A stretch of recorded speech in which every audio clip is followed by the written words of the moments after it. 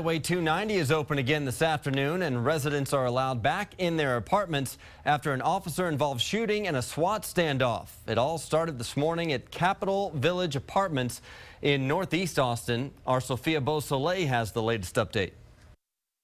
The suspect is in custody, and Austin officers are wrapping up their investigation. So this all started around 3:30 this morning. Police say the suspect was in the parking lot and pointed the gun at a neighbor. So once the man saw that police were there, he then retreated back to the second floor apartment. And Police Chief Art Acevedo says at that time the suspect pointed his gun out from the balcony toward police.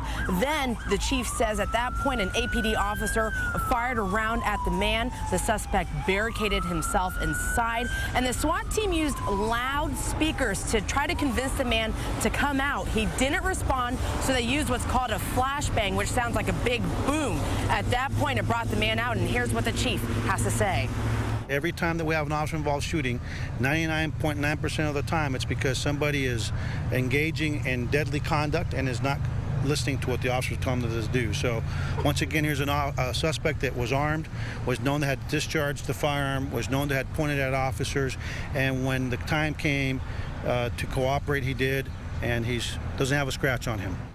The whole situation did impact the entire area. Officers shut down Highway 290 east and westbound lanes from I-35 to 183. That's because the apartment faced the highway, and they wanted to make sure that no drivers were in harm's way. Also, people who lived at the apartment complex were evacuated and told to stay away. They were finally allowed back to their homes. Also, across the street is Reagan High School, along with some elementaries nearby. School did start on time. The only thing that changed were bus routes. APD says they'll have more updates around 3 o'clock this afternoon, where they will talk about the suspect, the charges, along with the officer who was involved in this shooting.